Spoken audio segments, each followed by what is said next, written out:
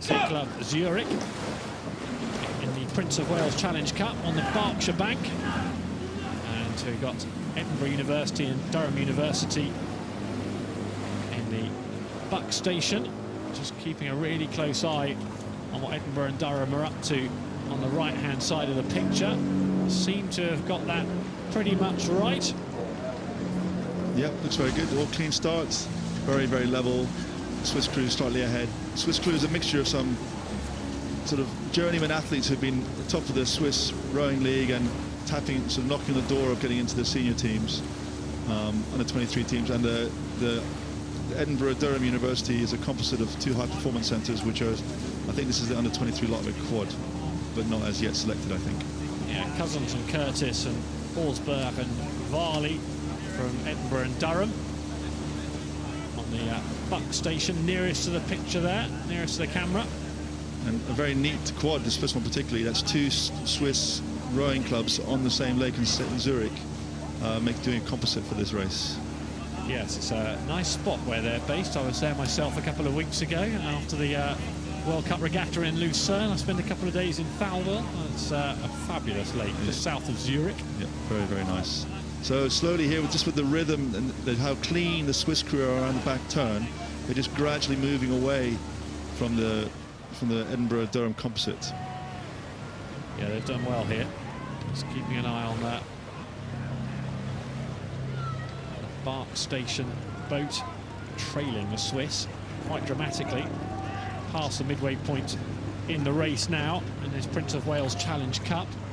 And the umpire is getting involved here. He's just keeping an eye on the Edinburgh and Durham boat.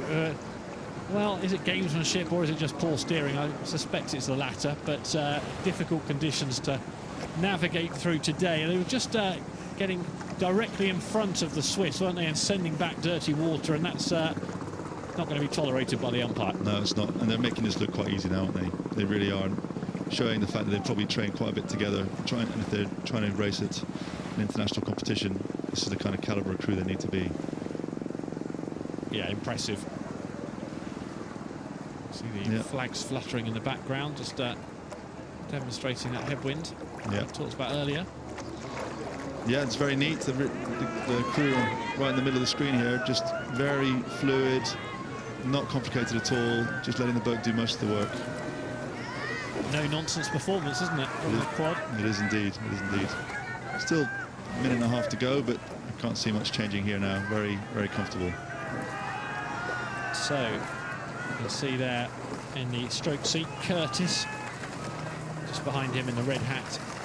It's Cousins, Varley, and then Horsberg in the bow seat.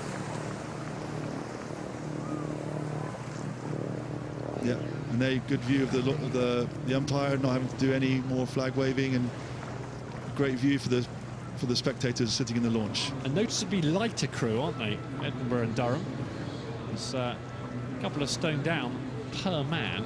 Yes, quite a bit difference, isn't there? So they've had to make up for that with technique, and they certainly have.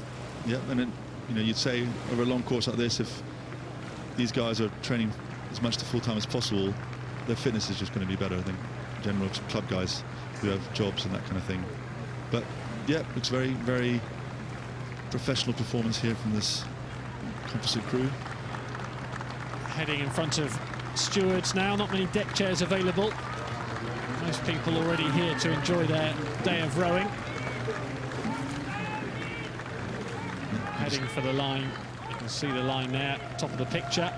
Still see it's quite bouncy, still quite a bit of wind. Even with these days, even when it's a comfortable wind, with this sort of wind, it's always hard work. Horsberg just has a glance over his shoulder. Where's the line, he's thinking. There's your answer. Done. And he's pleased to have reached it with Varley, Cousins and Curtis. Edinburgh University and Durham University beating Seeclub Zürich and Club Thalwil of Switzerland. Well done to the Scottish and English universities. There you are, confirmation of the Prince of Wales Challenge Cup result.